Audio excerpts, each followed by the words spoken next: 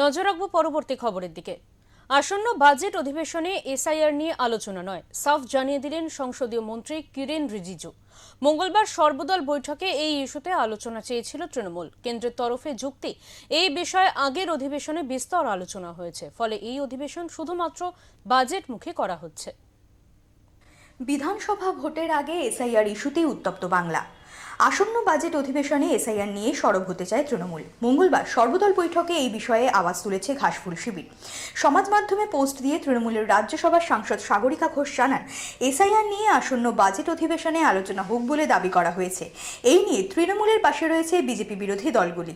পাশাপাশি জি রামজি নিয়েও আলোচনা চেয়েছে বিরোধীরা, কিন্তু সংসদ বিষয়ক মন্ত্রী কিরেন রিজিজু স্পষ্ট করে দিয়েছেন, এই দুটি বিষয়ে আলোচনা হবে না, কারণ তা নিয়ে আগেই আলোচনা হয়ে গিয়েছে। এসআইআর নিয়ে আলোচনার দাবি প্রসঙ্গে কেন্দ্রীয় মন্ত্রী বলেন, গত অধিবেশনে সংসদের দুই কক্ষে নির্বাচনী সংস্কার নিয়ে কথা হয়েছে, সেখানে এই ইস্যু নিয়ে আলোচনাও হয়েছে। এই নিয়ে আর একটি বিতর্কের দাবি উঠলে তা অযাচিত। I want to put the record very straight. Last time many political parties, in fact all the opposition parties, had demanded a discussion on SIR and government had expanded the scope. We had taken up the election reforms where the SIR issue was also been included, and thorough marathon discussion took place in both the houses, in Lok Sabha and Rajya Sabha. বুধবার সংসদে শুরু হয়েছে budget অধিবেশন। বাজেটের প্রথম ভাগে কি বিষয়ে আলোচনা হবে, দ্বিতীয় ভাগেও কি বিষয়ে আলোচনা হবে তা স্পষ্ট করে জানান Kiren Rijiju. Because the first part of the budget session will be fully devoted to motion of thanks to the President and on the discussion of the general budget.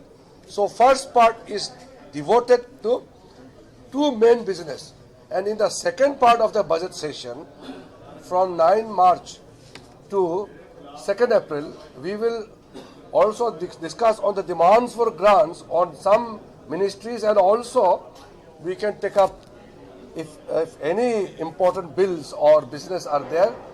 মঙ্গলবার সংসদ ভবনের কমিটি রুমে হয় সর্বদল বৈঠক। প্রতিরক্ষা মন্ত্রী রাজনাথ সিং এর সভাপতিত্বে হয় বৈঠক। ছিলেন সংসদ বিষয়ক মন্ত্রী কিরেন রিজিজু। বৈঠকে যোগ দেন বিভিন্ন দলের লোকসভা রাজ্যসভার সাংসদেরা। তৃণমূলের তরফে সর্বদল বৈঠকে যোগ দেন লোকসভার উপদলনেতা শতাব্দী রায় এবং রাজ্যসভার সাংসদ সাগরিকা ঘোষ। প্রসঙ্গত, 1 ফেব্রুয়ারি সংসদে বাজেট পেশ করা হবে।